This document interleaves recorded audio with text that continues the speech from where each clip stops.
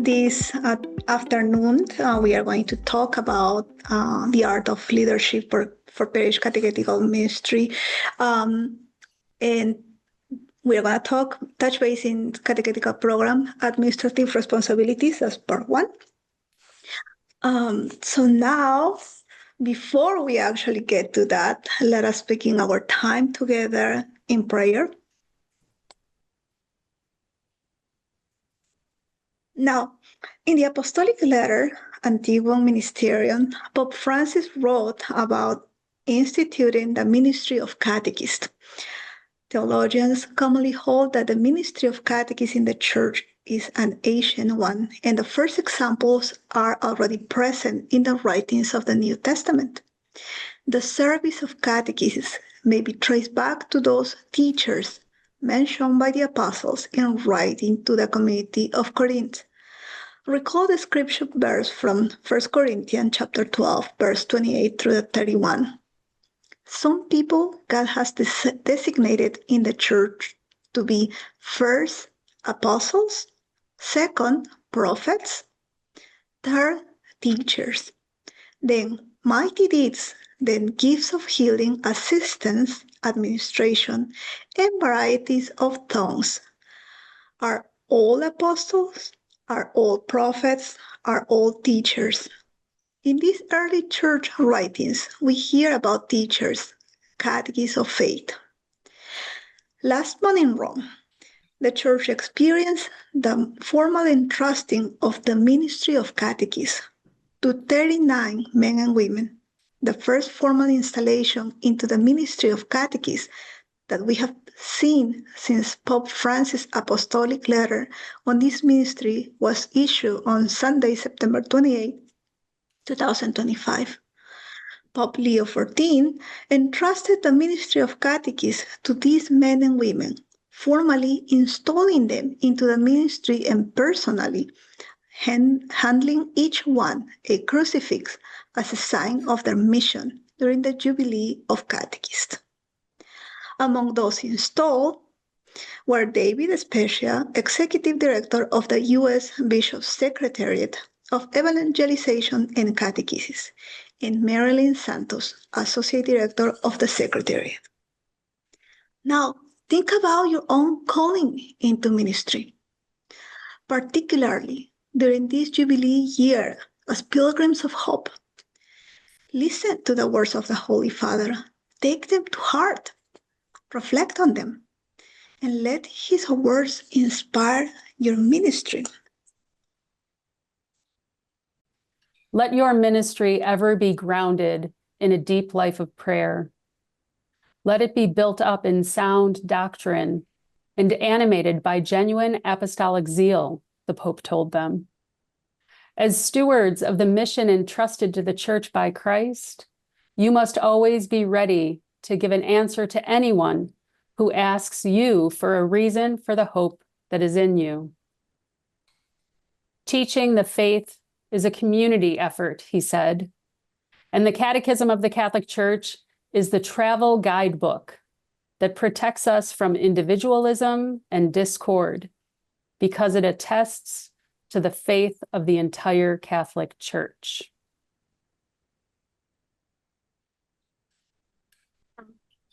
As we see in this special Mass for the Jubilee of Catechists, 39 people he installed in the ministry of catechists, they kneel before him at St. Peter's Square, as you can see in the picture.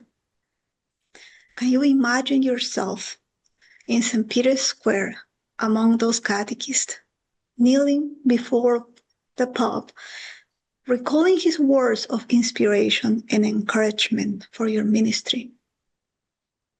What are you thinking? What are you feeling? What are you hoping for? Are you experiencing the joy of being called to lead catechetical ministry at your parish in the Archdiocese of Chicago? As we reflect on those questions, let us gather our concerns and our hopes for our catechetical ministry as we pray. In the name of the Father, the Son, and the Holy Spirit. Loving Father, as stewards of the mission entrusted to the Church by Christ, we ask for your grace in our ministerial calling, that we may remain grounded in deep life of prayer, build our faith up in sound doctrine, and remain animated by genuine apostolic zeal for our ministry.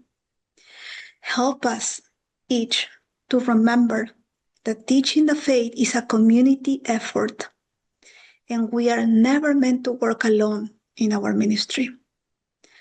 We humbly ask for your blessings on our time together today and on our catechetical ministry. We ask all of this through Christ our Lord. Amen. In the name of the Father, the Son, and the Holy Spirit. Amen. So today we're here to talk about the art of leadership for parish catechetical ministry. As many of you may know, hopefully, the revision of this Leadership for Parish Catechetical Ministry Handbook has been an ongoing project from our office.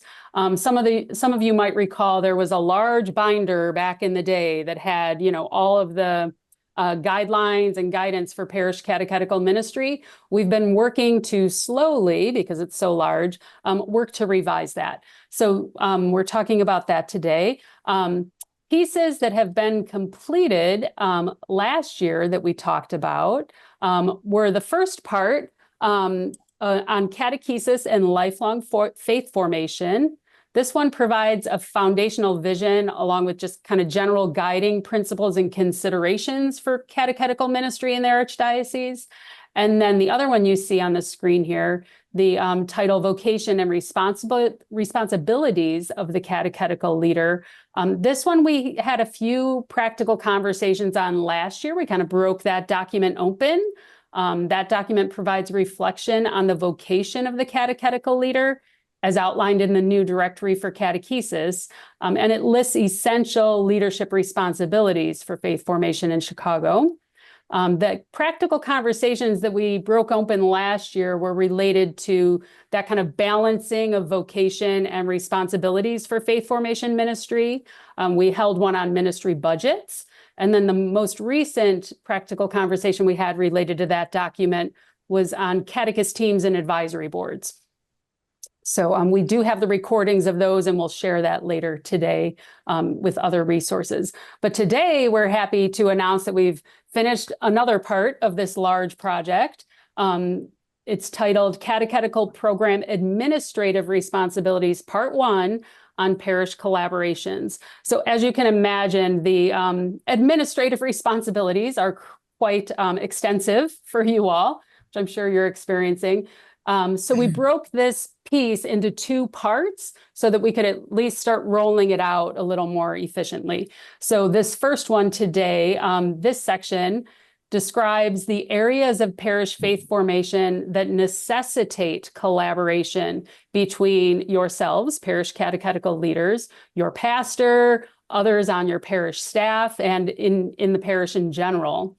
And all of this as guided by your pastors to ensure that what you're planning for faith formation is in alignment with the parish's overall mission and vision for lifelong formation.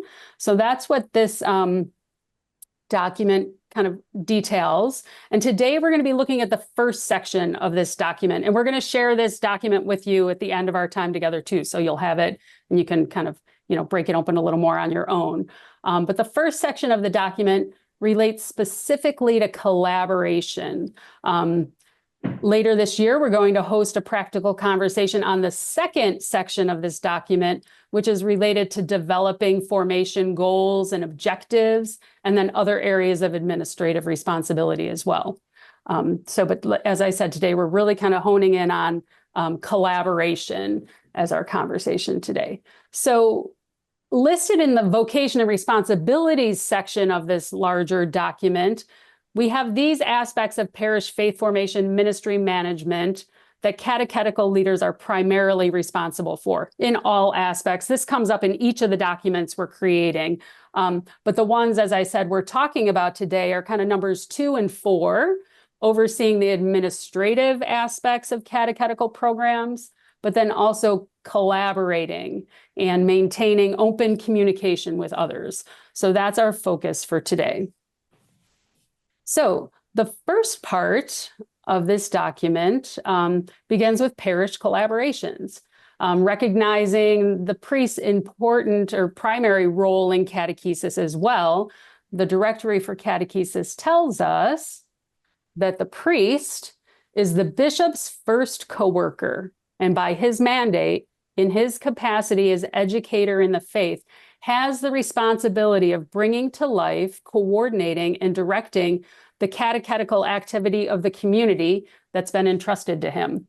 I shared this quote earlier this year, maybe it was January-ish, so during a presbyteral council meeting with the priests there, and just really emphasized, like, they have the primary responsibility of catechetical activity in their community. And so that's outlined in this document as well. But the priest is not the only one who has responsibility for faith formation in the community, as you all know, because you probably see yourselves as primarily responsible for the faith formation in your community. But you also are not the only persons responsible, right? So the priest is primary. You are also working with the priest in parish formation in your parishes, but others have a role in faith formation as well. So the baptized members of the church, all of them have a role in faith formation. The pastor guides all collaborative efforts among parish staff and leadership. So not only does he have a role in coordinating and directing things, but he guides the collaborative efforts as well. The parish catechetical leader, along with the pastor, plans and implements faith formation according to the parish vision for lifelong formation. And also the archdiocese has a role in faith formation as well. So the archdiocese provides policies and procedures for catechesis as well as guidelines for catechesis. And it's important to note that the administration and organization of parish faith formation programming in the Archdiocese of Chicago must comply with the applicable policies, that the Archdiocese puts forth.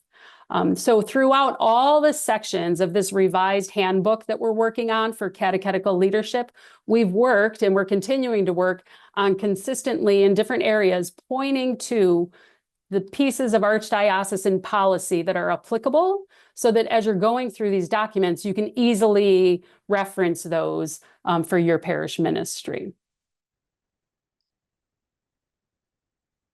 So today we're going to kind of structure this conversation a little differently. This was the first of 3 sections of the document that I'm going to present to you.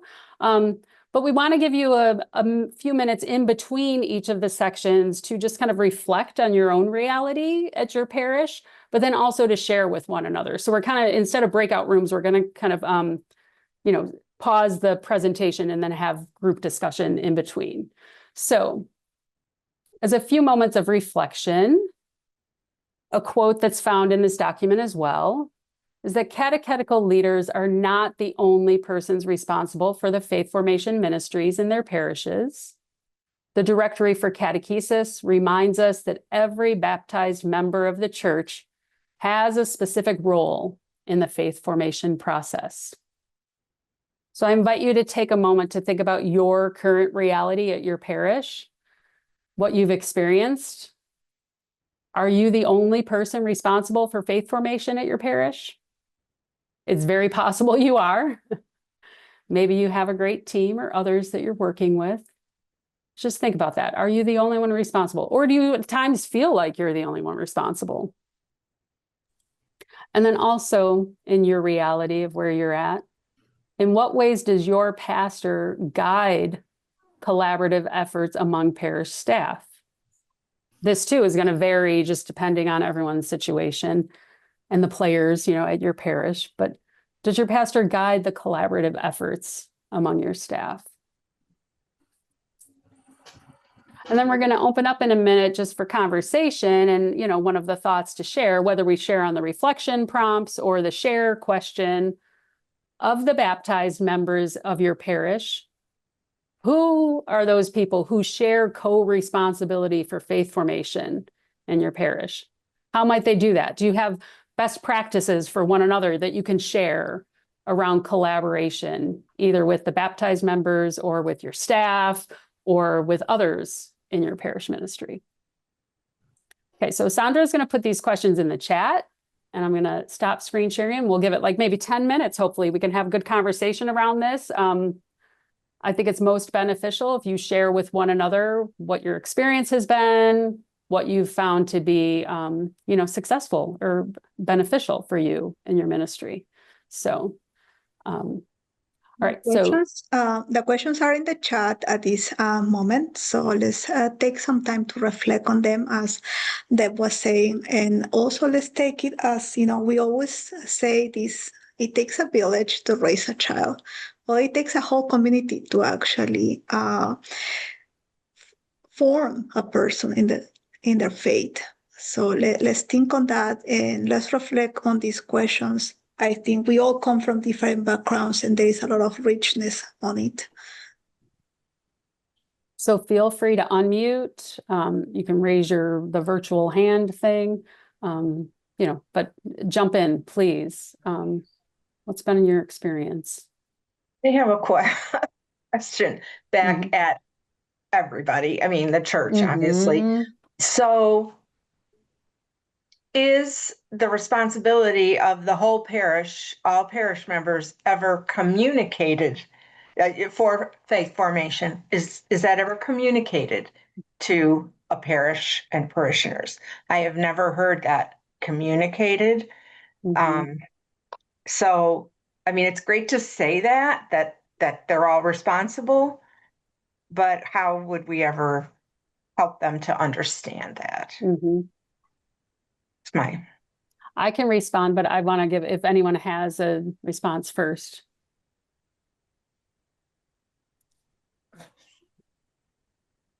Okay, I'll jump in real quick and then someone can talk after me.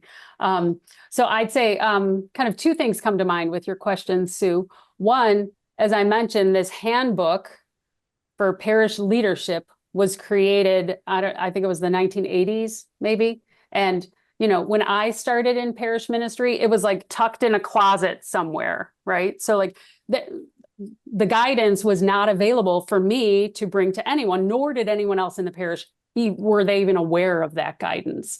So I'd say two things. I'm hoping that one, as we update this, we now have it on our website. It becomes more available to people. So like we can refer to it easily. So I'm hoping that this message gets out a little more that way. But then two, for example, I was at the Presbyteral Council and talking to priests about their responsibility and the catechetical activity of their parish community. So really, as the lead in their parishes, they need to be the ones to, share this with their community. So I think it's a two-pronged, as we learn, we need to bring it to our priests and pastors and ask them to share with others. But then also, to the best that we can in our office, we'll share it with priests as well. So I don't know if that's kind of like a, we'll get there someday response, but that's the reality of where we're at, right? Well, that makes sense. That makes sense. Yeah, my experience has been the pastor is very involved in anything above the everyday. So, any special situations, but otherwise it's left to myself and one other person. So, which is normal. So, yeah. Right. And the level of, it would be good to just let the priests know, the pastors and associates know about that. Maybe this is something we can share or figure out a way to share. Yes, absolutely. Yeah. Other thoughts? I would say, having been in multiple parishes, that is our responsibility sometimes to get it out. And however you get that out would be through, when you're recruiting catechists, have that in your letter. We are, as baptized Catholics, we are all responsible for catechesis. I mean, those little gentle nudges to our parishioners as you're looking for someone to to help out as a catechist or a administrative assistant or anything like that, you know, the buck stops with us. And so we've got to get that, we've got to wave our own flag. Even though pastors do, we got to do it too. And sometimes it's sticky at best. Maybe I just want to add. Yeah, and then after you, Rebecca, after Anna, please. Okay. Maybe you ask for best practice. Is my pastor gives me freedom to print in the bulletin. So this is the time and place to inform or remind parishioners that we are truly helping parents to catechize our children. And the best time, and I'm using that time, is the Catechetical Sunday, that we are praying for the families and as a whole parish. And the second part is we cut out and print the first names of students, and each parishioner has a chance to take one child name and pray throughout the year. So this is kind of like uniting parishioners and families from religious education program. So this is just one example. And also we invite parishioners to contribute, like once a year. We have a collection for religious education, and this is the time. And other ways to unite the parish, we are doing like after family masses, we have parish gathering. So it's not only for religious education families, but also the parish that can join and find out what we are doing and what is important, how to raise children, what's important for parents. So this is kind of like unity time for the whole parish. So this is what we are doing. Great, thanks. Rebecca, did you have some thoughts to share? Yeah, one of the things that we do is we have to report to our pastoral council. So in doing that, we are able to ask, because that's always a question, what do you need from us? And so we can ask them, and we do ask them, to not just, definitely to pray for them and pray for all of us, but also when you see them in the church, when you see our kids in the church, speak to them, tell them you're proud of them for being part of it. Ask them some questions, see if they know some stuff, so that is what we ask them to do. And on Catechetical Sunday, we invite the children who are up to the first, at the Mass, and we introduce them, and we tell the parish that here they are, this is the crop, and we all have to be part of this, and not just the team. Also, at the youth Mass, the person who is responsible for the youth Mass is, in my opinion, part of the formation team, because she invites the youth to be part of the Mass every second Sunday of the month. And so she is, in that way, to me, she's helping them to become lifelong, understand that they have a role in the church. Also, our person who is the minister for training altar servers, she makes sure that the altar servers are aware of what's going on the altar, and that they understand what the priest is doing, and they understand, that the parishioners are all watching them.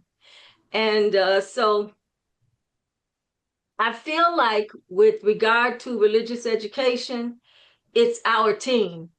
But I think that our church, under the leadership of my pastor, is helping us to form our kids. That's great. Thanks. I appreciate the kind of multi-pronged approach, and ways of involving everyone in that, in their responsibility in that. Thanks for sharing. Other thoughts?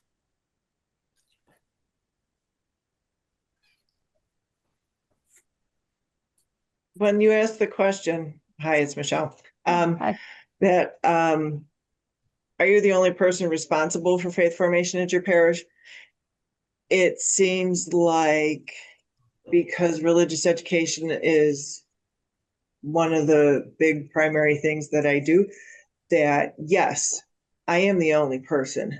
But it's just because I'm only labeled that, I guess is a good way to put it. The priests do, we have weekly staff meetings, so they get information on upcoming things, how to participate, when to participate, etc. So like this past weekend, we had a retreat. The pastor came by and stayed for like an hour of the retreat. On Sunday, we did a crop walk for service hours, and the associate pastor and the deacon took charge of that. And there were 19 confirmation candidates and their families that went. So as long as you inform them, but they, as the one, I think it was Anna said, you know, the pastor kind of gives her free reign, so to speak. And that's kind of how it is mostly at both places I work. And we also do pass out mass cards, so the parishioners can pray for the kids throughout the year. But we also do a lot of things at Mass. We have a monthly family Mass. And it's led by a different grade each month. But then they also do the hospitality after Mass. So all the people that come through see the students, they clean up, they serve the food and everything. They even bake and make most of the food. So it is a way to get everybody together. Plus, when we do have like blessings or things at Mass, we typically don't call everybody to the front of the altar. We have them stand in their place. And to me, that's a best way to see that these young people are part of the community as they come and stand. So a family or a couple may be sitting next to, you know, a family thinking, oh my goodness, what have I done? And then the kid stands up for a blessing, or, you know, the 7th graders are embarking on this particular project or whatever. So, yeah, it's everybody who shares in it. They just don't label everybody like that. Right.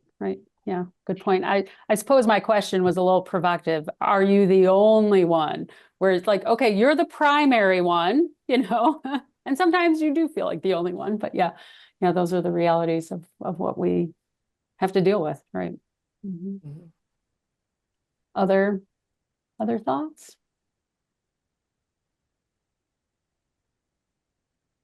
Yeah, I think it's our primary role to be our program's best cheerleader, right?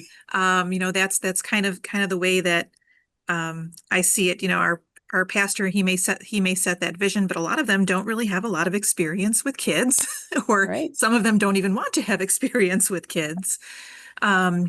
So it is kind of up to us to, make sure that we're keeping them informed. And sometimes I think we have to model some of that behavior for some of our pastors as well, to kind of give them opportunities to get involved. But then it's also, I come from a PR background. It is a lot of PR of, really kind of us getting out in our community and, finding those people in the pews who want to talk to you about what's going on in your programs, going in and trying to attend some of the other, ministry group meetings that are going on in our parish to bring them news about what it is that we're doing. And then that kind of helps to open the door for what our needs are in our program, or even to kind of seek out those people who might be mentors, that maybe even just for us, if we need that spiritual help and mentorship from people who maybe have done this, before us, but also, finding those people who may be good mentors in the classroom as well, or even if it's not as a catechist, but to be able to come in and share their faith experiences. Great. Very well said. Thanks.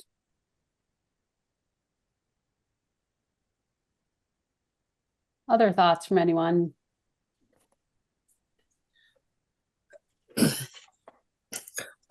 We do this rite of enrollment for the beginning of SAC prep to get the kids kind of fired up for being special for receiving sacraments.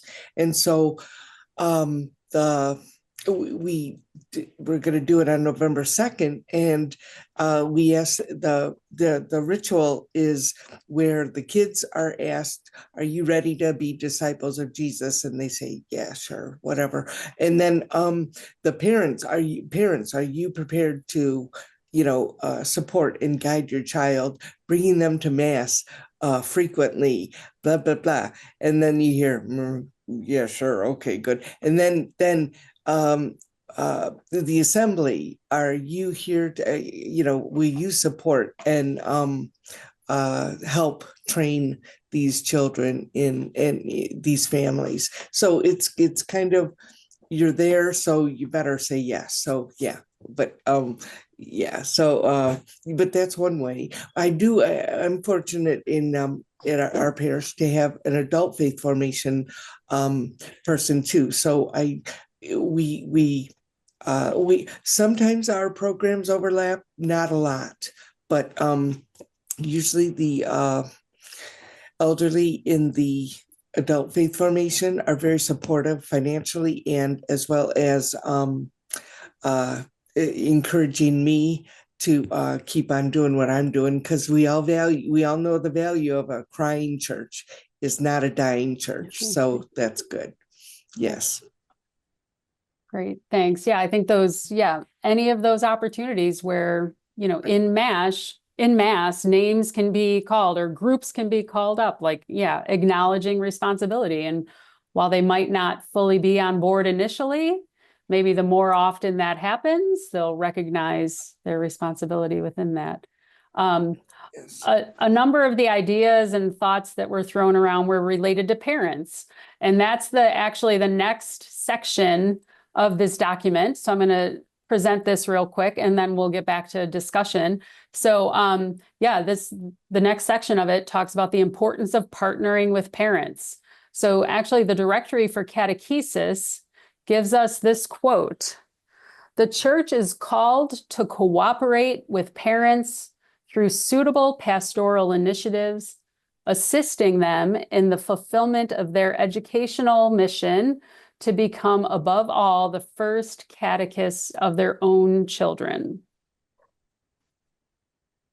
The critical role of parents in faith formation of their children must be considered in our systematic process for planning all of formation ministry for children and youth. And the importance of partnering with parents in formation ministry is also underscored by the policies of the Archdiocese, which actually lists procedures and best practices for recognizing parents as the first catechists of their children. So within Archdiocesan policy, some of the best practices that are mentioned there are consulting parents regarding the catechetical needs of their children, supporting faith development in the home, providing resources for Christian parenting, involving representative parents on advisory groups and program evaluations, including parents in the sacramental prep of their children, but also supporting parents in determining the readiness of their children to receive those sacraments, encouraging regular communication between parents and their catechists, the catechists of their children, and then also providing for the needs of parents with disabilities when you're planning events that involve parents. So some of those best practices related to partnering with parents. So when we think about that, maybe take a few minutes again to think of your reality in your parish, reflecting on partnering with parents. Archdiocesan policy says that the parish shall recognize the rights and responsibilities of parents as the primary educators of their children. So what does that look like in your reality? Think about your current situations. How do you feel about the word cooperating with parents? Curious if that kind of, struck you a certain way. And then also, in what ways do you support parents as the first catechists of their children? Are you doing this? How are you doing this? Why might you not be doing this? So think through those, reflection questions on partnering with parents. And then maybe we can share with one another what's been challenging for us when we try to cooperate with parents. And maybe even more importantly, we all have challenges, but to try to steer the conversation towards what's been our most effective strategies for collaborating with parents. So, what have you found that's working? What works well when it comes to partnering with parents, equipping them, collaborating with them, cooperating with them? So for this section, again, Sandra's going to put these questions in the chat. And then I'll stop sharing and we can maybe have another, 10-minute conversation around partnering with parents. What are the challenges and what's going well there? How do you feel about cooperating with them?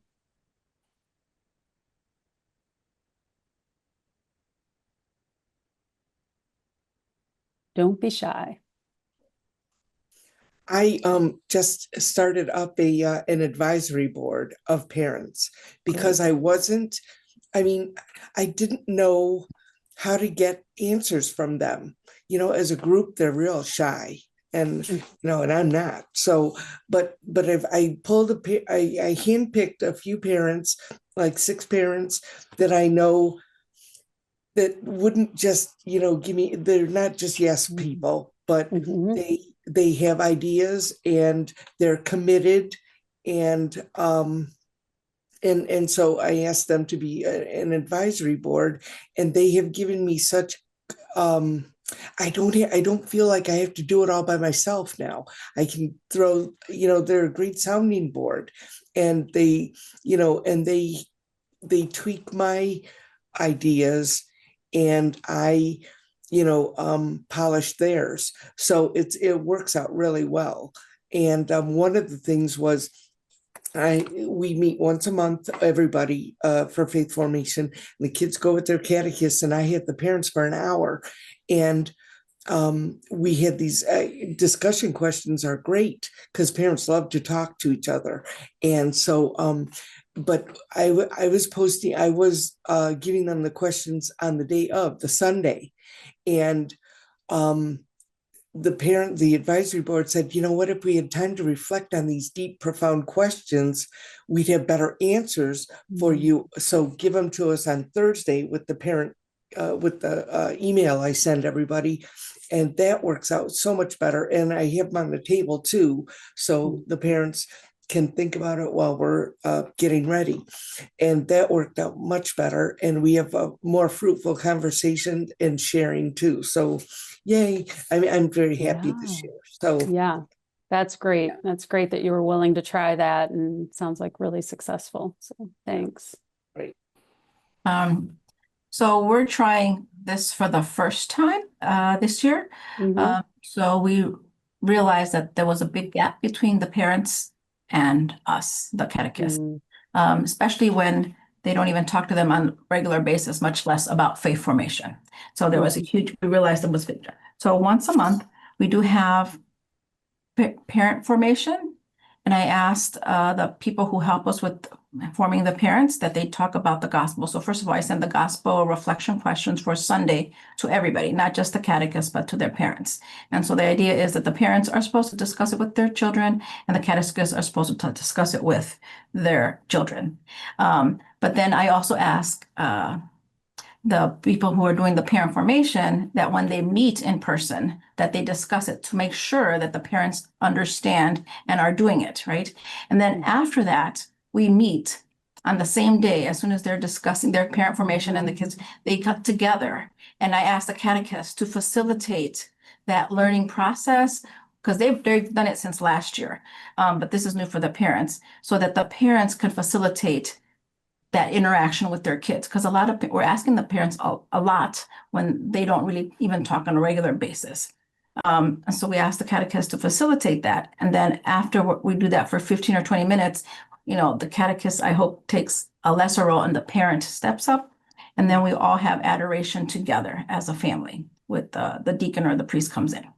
So it's a challenge, but that's something that we're trying this year. But a worthy challenge. Sounds like, yeah, definitely a worthy endeavor. Great. Thanks for sharing that. Yeah, Olga, please. So this is my second year with parents. I began last year in the parish that I was called to help because they had a need for English-speaking teachers. And so they allowed me. They called me and my husband, and we began last year teaching one class every month. This year, they called us back and we're teaching twice a month. But one of the things that I do with the parents, especially because we notice that their involvement can be at sometimes very limited, I try to welcome them as much as I can, conveying the message that I am grateful that they are there, that I see that they want the best for the kids, and that they are there to learn something. So I validate the parents in that way. One of the things that I did last year, they had a system in which they came in, and with the child went to one place and the parents came with me. And then I was there observing the attendance. One of the things that I did was observing the parents that came to the church with a lot of respect, and they went to the holy water to bless their children. And so noticing those little things that the parents do, I was able to convey a message about how good they are with, the teaching of the respect for the church, the respect for being in there, attend the class, being attentive, the parent taking care of their own children. I also tell the parents that I am not a teacher for them because they know a lot of things. We are in this partnership together. And then they have to realize that I cannot do this work by myself, that they are the primary teachers. And I always talk about Pope Francis. He wrote, this book about educating the children in the faith. And he said, the parents are the first teachers of the children.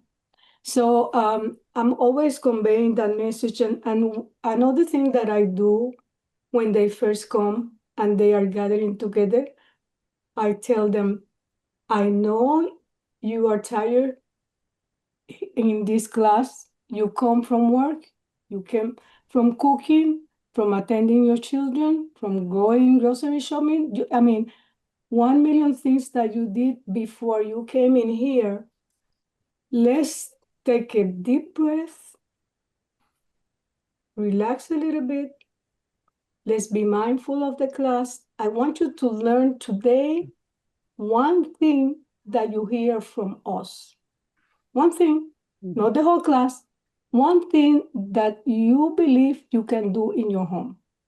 And that's the way I try to teach my class with the parents. Great. Thank you. Great examples of supporting them by recognizing, acknowledging, what they're already doing in their families. That's great. I'm curious for those of you who might not have, because it sounds like most of the examples were like with a family formation kind of model. if you're not doing that, if you have like traditional program, which many parishes do, what have you found as ways to partner with parents or support them or equip them? Any thoughts on that?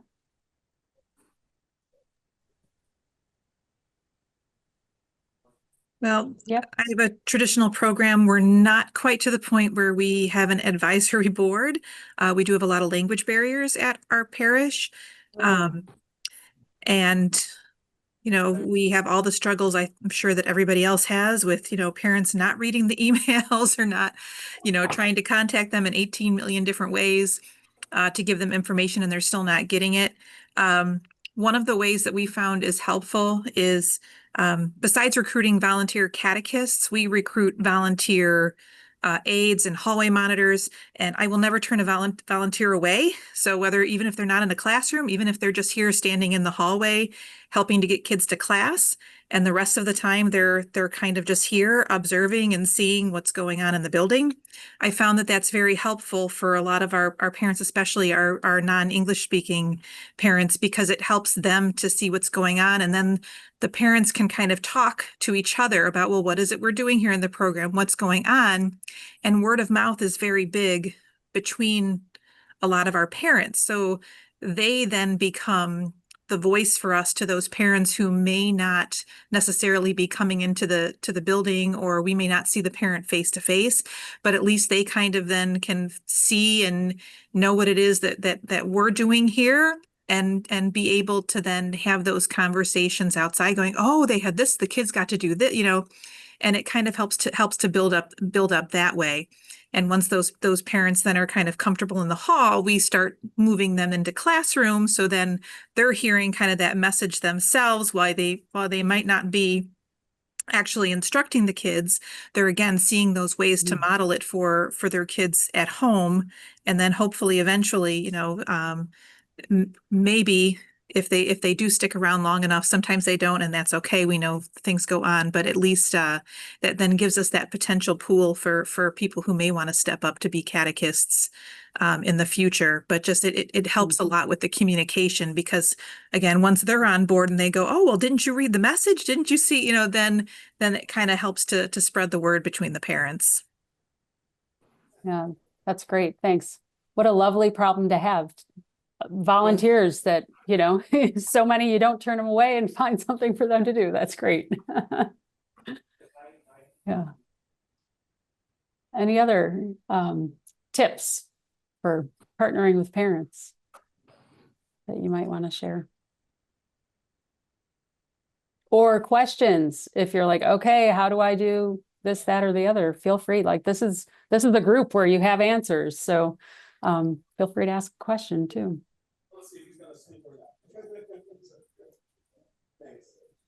All right. Okay, maybe I'll go on to the next topic and then we can, oh, Rebecca, did you have a comment on that one? Just, we invite them. They don't come.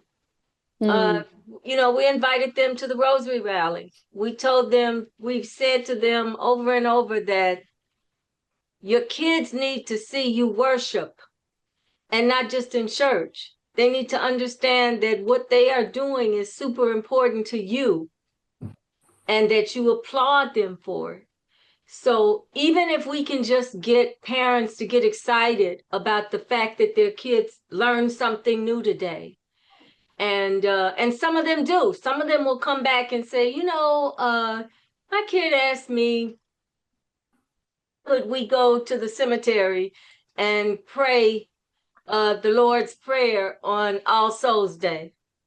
Because they learned, you know, in catechism that matters when you do that. So we invite them. We invited them to the Rosary Rally, and we asked them to please bring their children. Last week we had the St. Vincent de Paul walk, and we invited them to come and bring their children so that, you know, their children could. So we invite them, and we might get one or two parents, and we celebrate that. We're so excited to have that. So it's not that we don't try, it's that they want to push them in the door and run away. Yeah. I like how you ended though. You celebrate that. Like even if it's a small response, you celebrate it. That's beautiful. Thanks.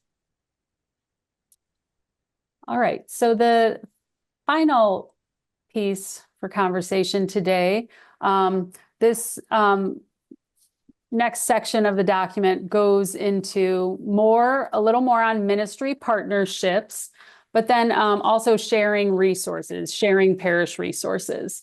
So we read in the directory for catechesis related to this.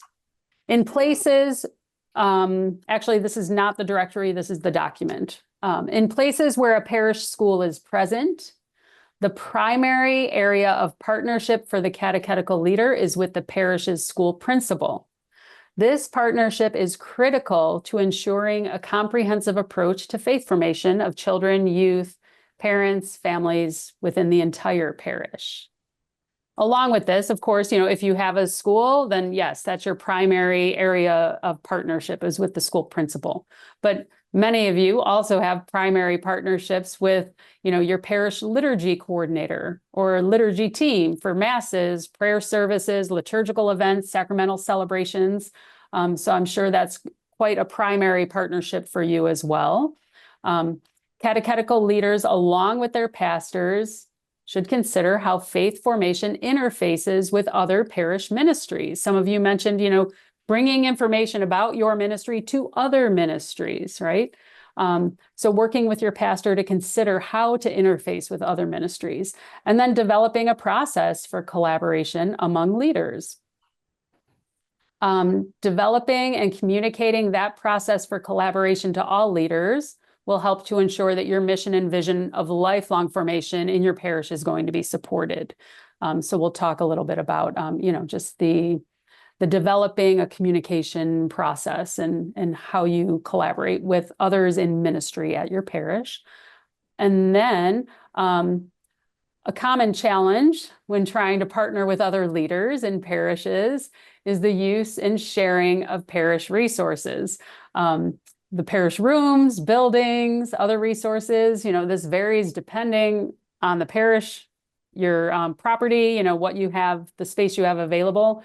But this can be a very challenging one for leaders, as I'm sure you all know. But the Art of Leadership Handbook does provide a little guidance on this, which we have found will also be helpful bringing this to leaders who might push back when you're asking for sharing space or that kind of thing. So in this document, we are explicitly saying that all parish buildings and grounds are to be available for use for parish ministry and formation programming. Parish staff must collaborate to design a clear plan for sharing parish space for the benefit of all the ministries. And it must include school buildings where that's applicable, right? And you should also first consider what spaces are vacant, what's unused, and can that space be used first? But absolutely, school buildings are to be included in this plan. And then along with that is the safety procedures for all parish and school spaces. Those need to be aligned closely as well. What are your safety procedures for religious education? If you have a school there, what are the safety procedures there? How are those aligned? Another consideration is creating a plan for controlled access to rooms and buildings during faith formation programming, right? That must also be developed along with your pastor, and if it's with the school principal.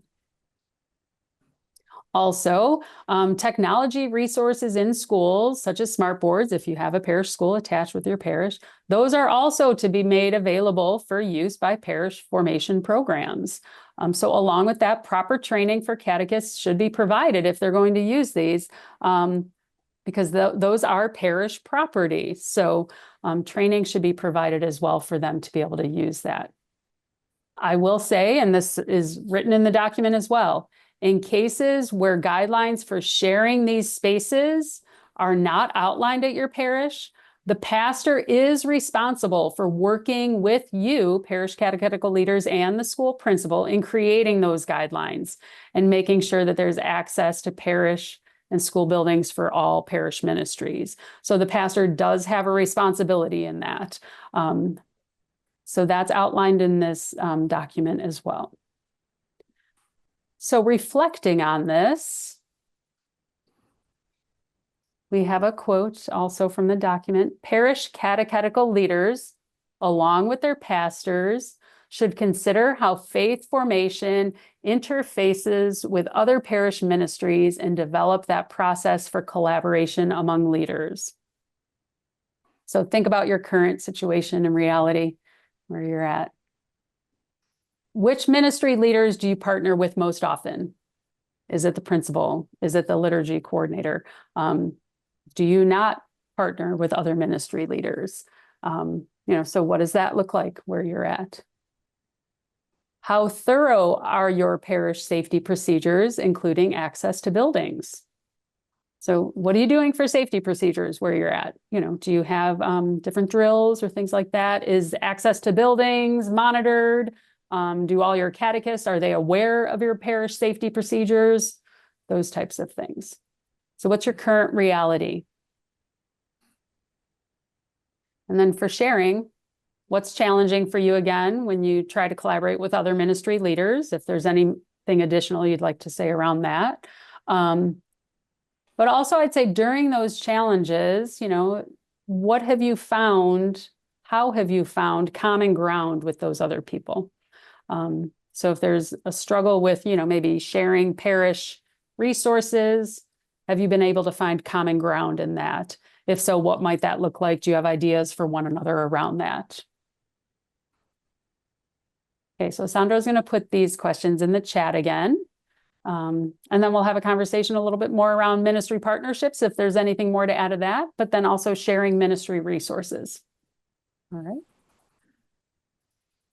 So feel free to share your thoughts. Delia.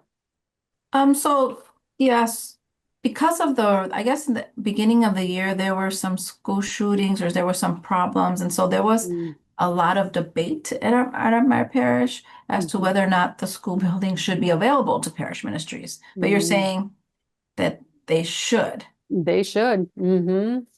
Yeah. What that looks like at every parish, that's going to be different. And that's the pastor's responsibility to work that out. But yes, parish school spaces are to be made available. The good thing about this now, like we have that in writing in this document that you can then share with your pastor, with your principal, with other leaders, that this is what the Archdiocese says. This is their policy on shared spaces. And then as far as like safety, are there any recommendations that we should, like the minimal recommendations for safety? That's a great question. I know, like you mentioned, the school shooting thing, and I know there were some guidelines being drafted around that. I've not seen anything yet on that specifically. Yeah, other, from the safety, please, Sandra. Piggyback on that, some schools have specific maps and guidelines on how they address different things that happen, like shootings, like in case of fire, in case of evacuation. Every school has a specific plan. So my best suggestion would be to check with the school principal, because they already have a plan for that. They are trained usually before the year starts in all those special situations that they may arise during those times. So they do have plans within the school. I know the Archdiocese, we are working actually to review things. However, best thing to do is go and check with the school directly, with the school principal. Great. Rebecca? School principal doesn't like us. I'm sure you're not the only one. Don't take it personally. It's a common experience. She doesn't like us a little bit. And we are a big shoulder school. And so she feels that she doesn't have to play with us at all, because, she can get whatever she wants from big shoulders. And she doesn't share her resources well, but she shares ours.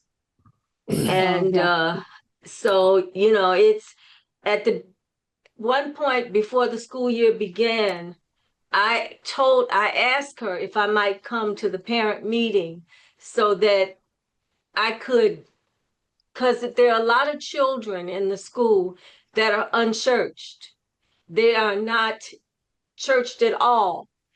And so, I'm not trying to steal the Protestant children that go to Protestant churches every Sunday, but there are children that don't go to any churches. And they don't know about who we are, even though they go to a Catholic school. And so I asked her if I might come to a parent meeting and just invite the parents to come to our parent meeting so they could find out what it is we do and how we might be able to at least help their kids to understand who God is. And then they can make a decision as to whether or not that's the direction that they want to go. And she said, sure. But, and I tried, I gave her flyers, I gave her all the information, and she never made me aware when the parent meeting was. And when I tried to talk to her about it, she said, oh, I forgot about you.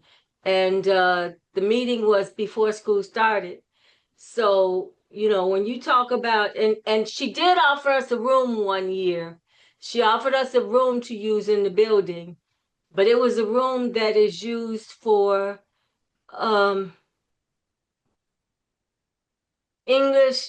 I don't know. It's a special room, and all it had was kidney-shaped tables, and it wouldn't have worked for us at all. So she doesn't like us. Thank you for that comment about that. Real quick, my response. So you bring up a great point about the Big Shoulder schools. So I'm actually going to share this document with, I think their title is the Directors of School Operations in each of the vicariates. And so they have more knowledge of the Big Shoulder schools and how that works. But I'm going to share this with them and just kind of get their feedback on it. To just make sure others are aware as well. I see, Sandra, do you have a quick comment? And then I saw some hands raised. Joy has, yes, exactly. Okay, go ahead, Joy. I was just actually going to talk on the other end where it is helpful to have a good relationship with the school. So, for example, our principal has been wonderful about inviting myself, our assistant, to go to any of the trainings for teachers. Last week, I went to a training for safety. So if they had the police come in, talk about safety issues in the school, and partnering in that way is so helpful, because then I have to translate that for our religious education program, right? But that I even have that opportunity to hear what is the newest practice and what are they doing as far as the school. I think it's so important for our pastors to help make that bridge so that the relationship can be there. But even if, and I know I'm blessed to be in the situation that I'm in, but I would just say, don't be discouraged and just keep putting yourself out there. If they're not playing nicely with you, just continue to play nicely with them. So it's really helpful to know what they're doing in the school building. Yeah. Thanks, Joe. A quick follow-up to that. Joy, I'm sorry. I was talking to a parish leader a number of years ago, and she worked as a substitute teacher in the school while she was also the director of religious ed. Not everyone could do this, but she did that as a way to not only get to know the children for sacramental years, but to get to understand the workings of the school. So that speaks exactly to what Joy was commenting. So thanks. Margaret, I see you have your hand raised. Thank you, Deborah. And sorry about, I haven't figured out how to work the video. So I am new to the position, but really, really fortunate that we have a great relationship between the church and the school, and lots of sharing. I will say my background before this was as a public school principal. So I'm very used to having to share our space with other entities.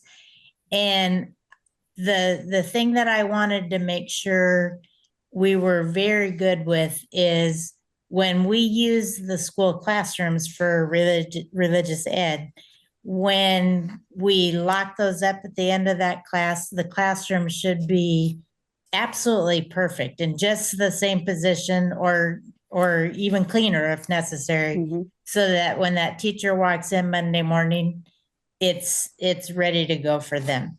And I think that's one of those things that can go a really long way in establishing that good rapport. Also, just practically, I use like 9 classrooms, and I bought just a small little coffee shop gift card for each of those teachers, because I know what it is like when you are the classroom teacher and you have to you have to share your room over the weekend. It's like having somebody come to a dinner party at your house, only you're not going to be there. And so just really being particular about that relationship. Great. Yeah, great tips. Thank you. I think on that too, it's also good, to talk to your operations director. I know I've heard stories from other DREs and CREs who say, oh yeah, I'm there till 10 o'clock at night, or, because I have to vacuum all the classrooms myself and things like that before we leave for the weekend. I feel like those responsibilities should not be, put on us. We have the responsibility and the stewardship to, make sure the room is put back how we had it. But I think it's also very important for our operations director and our parish to support us in hopefully funding for those rooms to be cleaned after we're done before the school comes back. Great. Good point. Yeah. Jeannie? To show you all that there's hope and a way to do it, at one of the parishes I was at, the pastor actually offered to be a sub in our junior high so he could get to know those kids a little better. And he came into the classroom, and there was no space for him on the desk, and there was no space for him on the podium. So he took his arm and he wiped off the desk completely and knocked everything on the floor. And I didn't know he did this until after class. And he came and said, when the teacher comes and complains to you, send her to me. And then he had a long talk with the teacher saying, this is not your room. This is a parish room. And you need to leave space for the catechists on the day that they're here. There was no space for me to put anything. There was no room on the board. There was no room anywhere. So, that's a tip. Maybe get your pastor to come in and see what your catechists are dealing with when they come into the classroom. It was, I was blown away when I was like, you did what? And then I thought I had to clean it. He said, don't touch it. Just don't touch it. I want her to come to me, and I'm going to explain to her. So when you have a pastor like that who's willing to take that risk, that's a good sample to say, just, hey, can you come in and sub for me one day? Or can you come in and talk and let them see what your catechists walk into when there's a school? It's amazing. It worked. Yeah. Well, Jeannie, there is the hard way and the easy way. Well, I didn't do it. He did it. Right. So talk about the responsibility. He took it full on. I just wanted to add this part because I have worked in parishes that have schools, and I think, yes, a big role is with the pastor.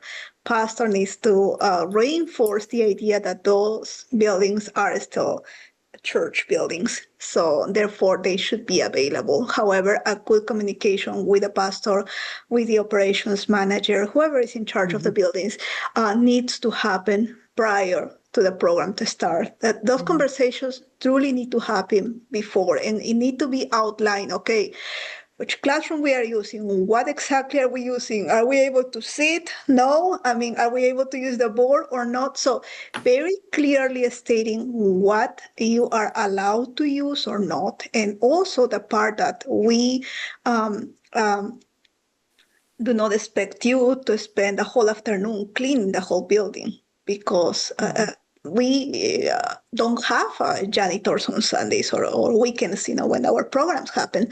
So also lay out the fact that, yes, some classrooms may have some trash because we do not have a janitor. If we need those classrooms to be spark and clean again, then we also should outline with the pastor, okay, so we need resources for that. We need a person for that to clean after. So let's make sure those communication happens, before the pastor comes and trash out the classroom on its own, right? But it could also be very helpful. I think that's something that helped a lot of DREs and CREs. The fact that the pastor should come and see firsthand, this is happening. This is why I am stressing the fact that I do not have a space. So that's very important for everyone. Try to talk about it. If you are encountering this already, try for these conversations to happen soon. The pastor, bring them to classes and see, okay, this is what we have to deal with every single week. Mm-hmm. I think it's also important to remind your catechist that it's okay to introduce yourself and leave a little note for the teacher. Sometimes passing by the principal and going directly to the person whose room you're sharing. I always encourage them at the beginning of the year, just leave a little note, introduce yourself, ask questions about what you want in the room, because they're like ships passing in the night, right? And we've had a lot of success with that, with the catechists or the daytime teachers being very responsive in leaving notes back and kind of saying, use anything you need, or just be mindful of this thing. So that helps with kind of their communication to kind of know firsthand what's going on with the teachers during the day. I agree. Relationship with the teachers, I do that on Catechetical Sunday. I invite the teachers and the catechists to have breakfast together. Just again to bridge that gap to who's in your classroom. And it's a struggle because teachers, it's not their home parish like it is our catechists, but slowly more and more are coming because it's a decent breakfast and it's good to know. But I agree with Brenna. You got to have them develop a relationship outside of the hierarchy of the church and the school. Great, thanks. Other last thoughts on sharing spaces?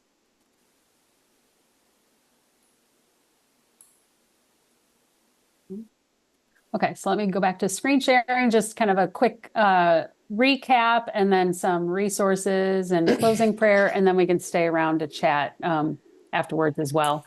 So so balancing faith formation, administrative responsibilities, is not always easy, right?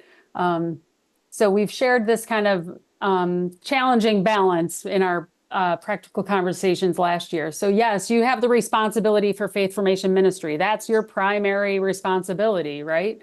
But the pastor is also co-responsible. You're responsible with him. So, just that idea of being mindful of that. And doing your best to work with the pastor. As you see the easiest path forward in that.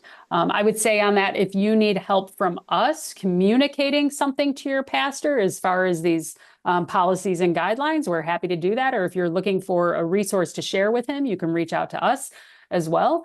Then the next part that we talked about was, yes, you have that responsibility for faith formation ministry. That's your primary responsibility, but there is cooperating with parents in that, of course. Some great ideas were shared around that as far as acknowledging, supporting, recognizing, welcoming parents. So just to try to be mindful of that in your ministry. And then the third area, yes, you have that responsibility for formation ministries, your primary responsibility, but partnering with other leaders is another area of collaboration. So this idea of, like the struggle of that. And sometimes we just have to sit with each of these different areas for a while and reflect on them and like, okay, I have to do this, but how can I also do this, and try to get those to balance a bit. It's not always easy, but I think time in reflection, time in prayer, time with one another and seeking wisdom from one another helps in that, right? Also, I'd say to help you with all of that balancing, we do have the Archdiocesan policies and procedures that's there to guide you through that. And to have like the reference point for these things, for this way to, manage your formation ministries. And then, as I said, support from our office. That's why Sandra and Mary Ellen are here to support catechetical leaders and just to offer, whatever they can to help you in your parish ministry. So just kind of as a little wrap up, and then Sandra will talk about some resources that we're going to be sharing. So let's kind of think of this, like it takes everyone to actually help us in faith formation for our children. Sometimes you may not see it, but everyone around the church actually does one part, even the little ones, they actually do a small part as well. By example, we can teach so much, and that's what we ask actually from our parents, from our different ministry leaders, from our pastors. So as Deb mentioned, we are here to help you, right? We are here to help you. I think the office is we are working very hard to come up with these different books that can help you, guide you in your ministry. And pastors also have this information. It's not like they don't have it. But sometimes, as you all know, pastors also need reminders. And that's important to all of us. We do all need reminders. So just for you to know, the first one that I wanted to mention is The Art of Leadership, the Catechetical Program, Administrative Responsibilities. This is the part one, all right? There is a second part coming up. So this one is parish collaborations, right? How do we collaborate in our parish with our parents, our ministry leaders, our pastors, our school principals, and different staff members, right?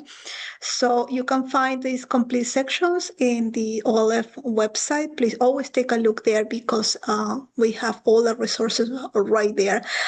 We do have these practical conversations that it was actually was early this year. It talks about the sacramental preparation for parents and sponsors. You can actually have good guidelines and resources from that practical conversation webinar. So check it out also for the past practical conversations that we have about vocation and leadership responsibilities, the prior two books. Some additional resources, of course, there is opportunities for all of you. It is great that we gather together and we listen to each other. We learn from each other, from the different challenges that we have, and also from the joys that we have in our ministry. This is great for us to come together in an environment where we all know, this is not easy for us, but also this brings so much joy as catechetical leaders. So let's see the opportunities for catechetical leaders 2025, 2026. We always send reminders to sign up to this. There is an updated ministry contact list in case you have specific questions for a specific topic, confirmation, baptism, reconciliation. Just give us a call, reach out, and we will definitely help you in what we can actually. So our next practical conversations is going to be on January 20 at 1 p.m. So we hope that all of you can join us one more time. Yep. So that one, we'll give you plenty of heads up before that comes, because it seems like forever away, but it'll get here. It'll be here before you know it. I know these months are going to be busy anyways. Yes. Okay, so I put the links to those things in the chat. I think maybe we'll kind of wrap up with prayer now, but then for anybody who wants to stay on, I was thinking I could just kind of screen share our website and show you where to find these things on our website if you lose the links or want to come back to the website or whatever. So I can stay on after prayer and do that if anybody's interested. All right. Okay, so let's take a moment. Let's take a moment to relax ourselves, to just focus, put ourselves in the presence of God. As we conclude our gathering, let us bring ourselves into prayer. As you see here in the screen, there is a beautiful prayer from Pope Francis for this Jubilee year. So we pray together. We say in the name of the Father, the Son, and the Holy Spirit. Amen. Father in heaven, may the faith you have given us in your Son, Jesus Christ, our brother, and the flame of charity enkindled in our hearts by the Holy Spirit, reawaken in us the blessed hope for the coming of your kingdom. May your grace transform us into tireless cultivators of the seeds of the gospel. May those seeds transform from within both humanity and the whole cosmos in the sure expectation of a new heaven and a new earth, when, with the powers of evil vanquished, your glory will shine eternally. May the grace of the Jubilee reawaken in us pilgrims of hope, a yearning for the treasures of heaven. May the same grace spread the joy and peace of our Redeemer throughout the earth. To you, our God, eternally blessed, be glory and praise forever. Amen. Amen. Thanks, Sandra. Thanks, everyone. Happy to have you join us today. Yeah, I hope you got something out of it, got some, good ideas and tips. So, yeah, if you're still hanging around, I'll show you our website.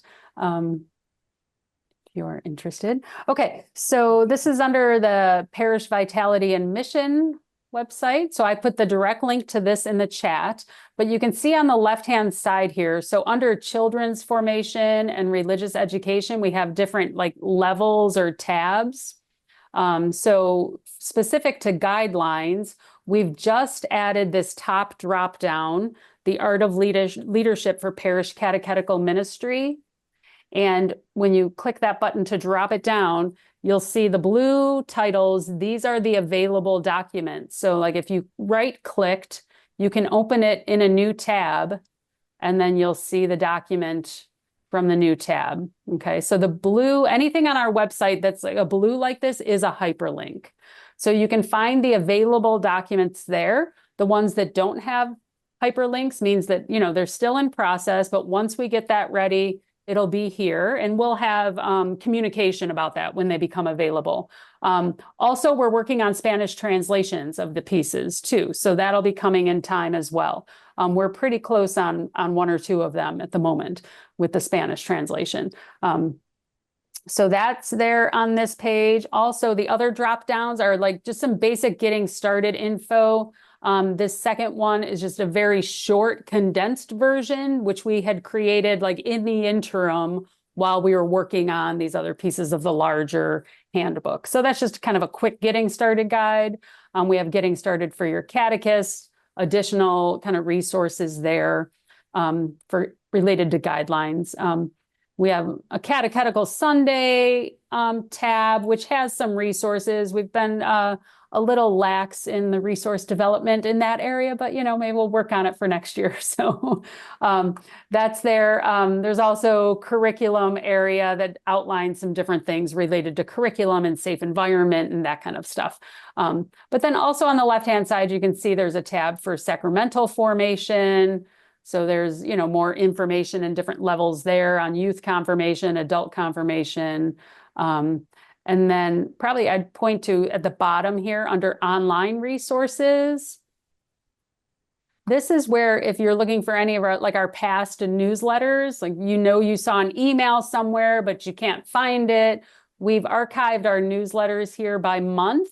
And last year, we started kind of giving them a title and kind of having a theme for each of the newsletters. So those are listed here. There's resources related to those themes within each of those. Mm-hmm. So, if you were looking for something on safe environment, there is that newsletter from last year that you could click on that link to get some resources related to safe environment. So hopefully that can be a helpful resource for you.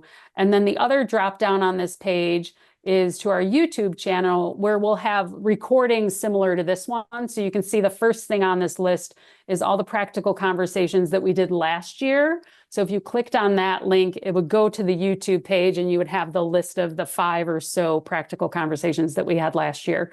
So that's just a few kind of things to highlight real quick on our website that I thought, might be helpful for you. All right. Thank you. Great.